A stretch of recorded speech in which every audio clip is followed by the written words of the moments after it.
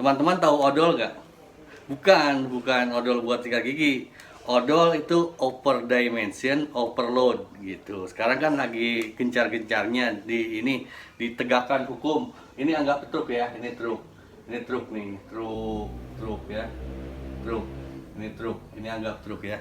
Over dimension itu kita kan kalau desain pabrik itu ini tuh udah mempertimbangkan faktor keselamatan si truk ini. Tapi suka dipanjang-panjangin sama karoseri. Nah, dipanjang-panjangin supaya bisa ngangkut lebih banyak. Itu yang disebut over dimension. Over dimension karena kan kalau di jalan udah diatur tuh dimensinya berapa supaya aman begitu. Tapi kita suka ditambah-tambahin. Terus overload misalnya ini daya angkutnya anggap 5 ton, ini 5 ton ya. Itu ditambah-tambahin sama yang ngangkut itu, pengangkut barang itu.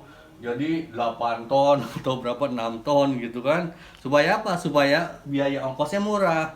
Karena kan sebenarnya kalau truk ini dia ngangkut barang misalnya satu ton sama 10 ton juga ongkosnya sama. Kayak saya pernah ngangkut barang.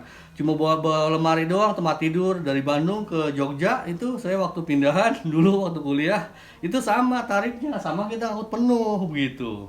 Itu makanya para pengusaha angkutan barang ini suka bikin overload dan over dimension begitu. Nah, kira-kira begitu penjelasannya. Nah, saya senang sekali penjelasan Dr. Otto Manulang kemarin. Katanya kalau odol itu over dimension overload itu programnya sukses, maka gitu dibayangin nih. Ini misalnya kita beli Aqua, tadinya bukan Aqua, ini Almasum air minum lah, air minum botolan. Misalnya kondisi sekarang 5.000. Kalau program odol itu supaya yang angkut barang ini jadi sesuai, ini bisa jadi 20.000. Kenapa? Ya karena kan dia mengurangi angkutannya, mengurangi jumlah berat muatannya gitu. Tadinya dia biasanya overload gitu, jadi enggak gitu. Jadi tambah mahal. Itu alasannya kenapa bisa jadi mahal. Kemudian angkutan yang di jalan raya sensitif. Kita itu sensitif. Kita tuh dinaikin bensin 500 aja, ongkos bisa naik jadi 10.000. Coba aja inget-inget Anda.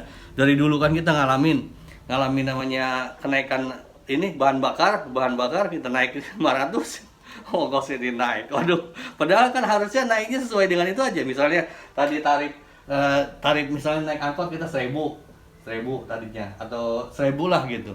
Ininya naik 500. Bahan bakarnya naik 500. BBM-nya naik 500. Harusnya kan logikanya jadi 1.500 kan ongkosnya. Ini enggak. Kalau ini tadinya harga 1.000, BBM naik 1.500 bisa jadi 10.000 ini. Edan. Gitu ya maksud sensitif. Mungkin teman-teman yang belajar statistik ngerti analisis sensitivitas. Itu makanya Dr. Otto Manulang merekomendasikan menurut beliau merekomendasikan ini kan kita Indonesia itu negara kepulauan. Ini Sumatera, ini Jawa, ini Kalimantan, Sulawesi, terus Bali dan seterusnya gitu kan.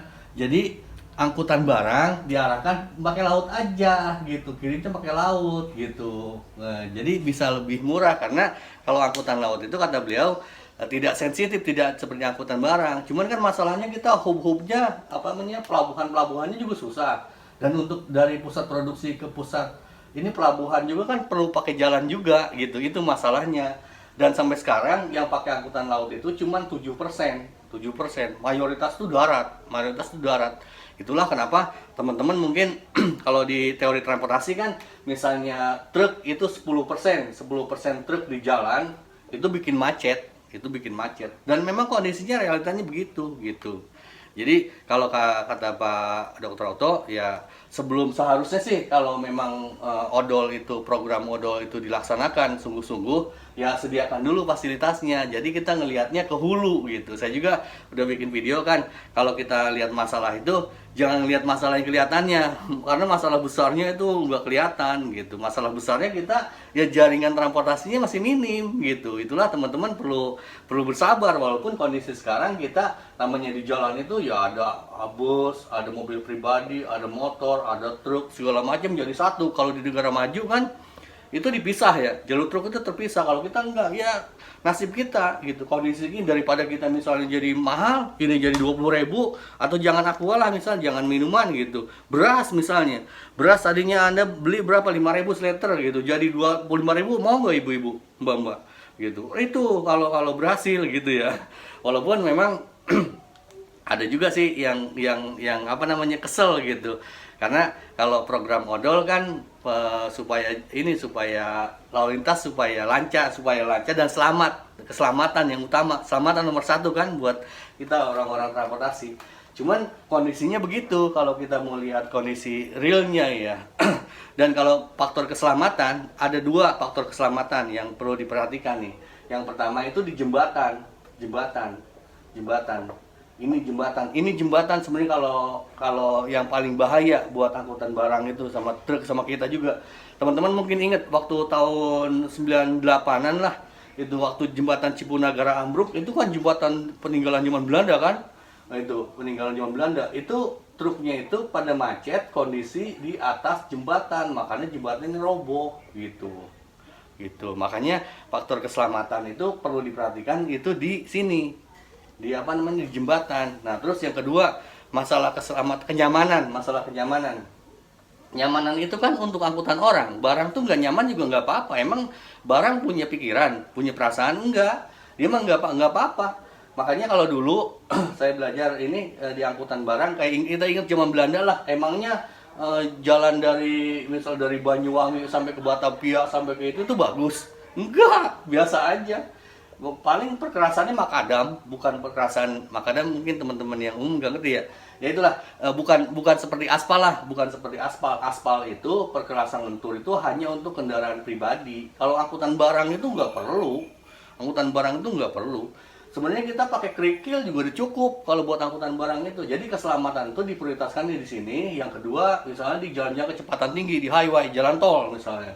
Jalan tol. Emang kalau jalan tol itu harus dipisahkan kendaraan yang berkecepatan rendah sama kecepatannya tinggi gitu. Karena itu dua hal yang sangat ekstrim, bahaya kan. Di negara-negara maju juga kecelakaan kalau dengan kendaraan ringan dengan kecepatan tinggi sama kendaraan berat dengan kecepatan rendah, itu kalau kecelakaan bahaya banget gitu. Dan kalau di Pantura kelihatan mungkin teman-teman ya pengalaman di Pantura.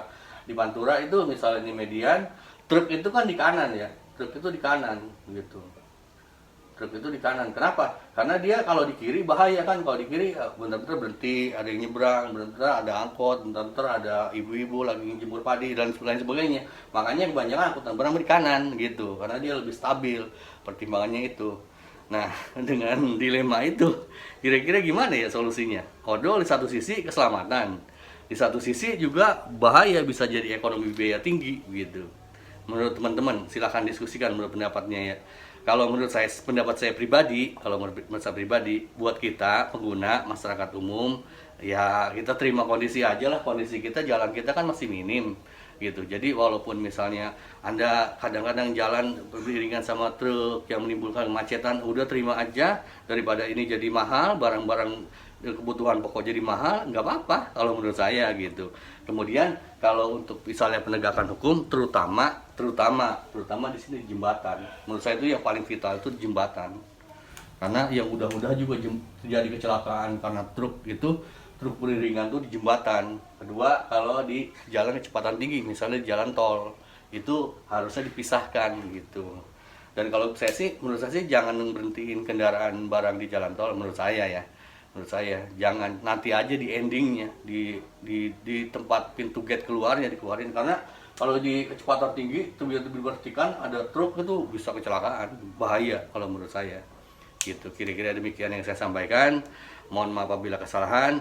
Oh ya, saya sampaikan bahwa ini pendapat saya berdasarkan referensi dan pengalaman saya belajar transportasi. Saya 12 tahun belajar transportasi dan saya merasakan bahwa transportasi itu asli ribet dan pusing banget begitu. Kira-kira demikian saya sampaikan. Silakan beri masukan. Terima kasih, jaga kesehatan. Azam.